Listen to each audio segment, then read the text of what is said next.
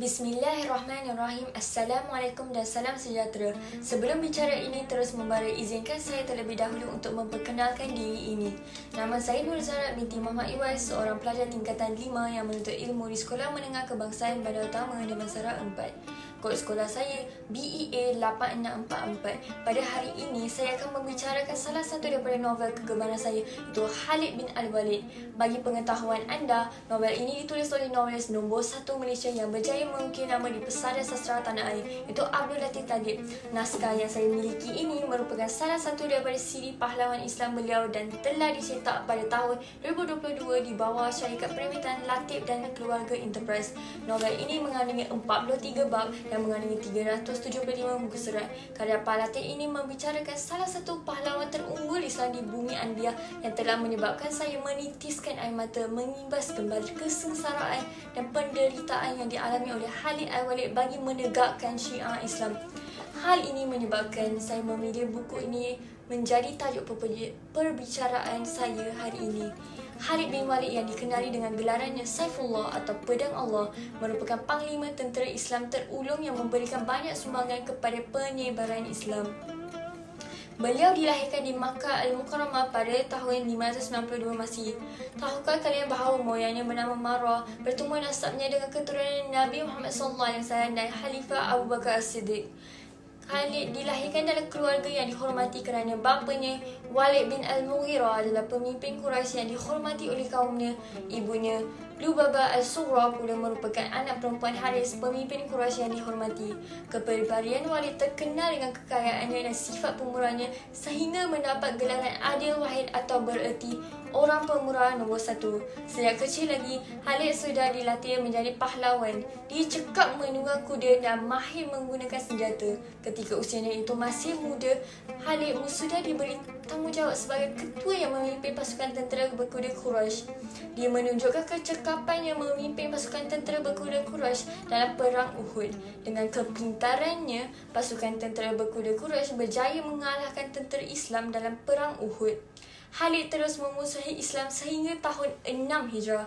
Setelah beliau memeluk Islam, Rasulullah SAW sangat bahagia kerana Khalid mempunyai kemampuan berperang yang dapat digunakan untuk membela Islam dan meninggikan kalimatullah dengan perjuangan jihad. Dalam banyak kesempatan peperangan Islam, Khalid bin Walid diangkat menjadi komandan perang dan menunjukkan hasil gemilang atas segala upaya jihadnya. Khalid telah berjaya sebanyak 50 peperangan dan memperoleh kemenangan dalam semua peperangan serta tidak pernah ditewaskan mahupun sekali. Setelah ketumbangan kerajaan musuh-musuhnya, beliau mahu menjalani kehidupan sebagaimana orang biasa. Walaupun begitu, beliau sedia menerima tanggungjawab pada bila-bila masa apabila tenaganya diperlukan di medan peperangan. Semangat jihadnya masih membara. Itulah dia, pedang Allah yang sentiasa memburu syahid. Berdasarkan surah Al-Ahzab ayat 23 menyatakan terdapat antara orang-orang mukmin menepati apa yang mereka janjikan kepada Allah, iaitu berjihad di jalan Allah SWT. Maka ada antara mereka yang gugur dan ada antara mereka yang masih menunggu-nunggu ketibaan syahid yang mereka sedikit pun tidak berubah janji mereka. Pada tahun 21 Hijrah, Panglima Khalid bin Al-Walid wafat ketika berumur 58 tahun. Betapapun hebatnya Khalid Al-Walid di dalam medan pertempuran dengan berbagai luka yang menyayat badannya, namun ternyata kematiannya di atas tempat tidur. Betapa menyesalnya Khalid berharapan untuk mati syahid di medan perang ternyata tidak tercapai dan Allah menghendakinya mati di atas tempat tidur sesudah perjuangan pembela Islam yang luar biasa itu. Demikianlah kekuasaan Allah. Manusia berasal dari Allah dan akan kembali kepadanya sesuai dengan kemahuannya. Khalifah Abu Bakar pernah berkata, tidak ada lagi wanita yang dapat melahirkan anak seperti Khalid bin Walid. Kita sebagai umat Islam haruslah mengambil iktibar dari kisah perjuangan agama kita. Pada zaman Khalid Al-Walid, umat Islam berjuang habis-habisan sehingga kan dapat menawan kerajaan Rom dan juga Parsi, di mana kedua-dua kerajaan tersebut dahulunya berkuasa besar. Malah kekuatan tentera dan senjata yang dimiliki juga lebih canggih daripada tentera Islam. Tetapi dengan izin Allah, segalanya dipermudahkan. Khalid Al-Walid merupakan pejuang yang diguruni oleh musuh. Walaupun mukanya bengis dan badannya tegap gagah, tetapi hatinya suci dengan perjuangan-juangannya dalam menegakkan agama Islam. Setiap strategi peperangan yang dicanangkan olehnya amat berkesan dengan izin Allah. Pemergian Khalid bin Walid merupakan satu kehilangan besar bagi umat Islam. Nama Khalid Walid dapat mengalahkan musuhnya sebelum peperangan bermula.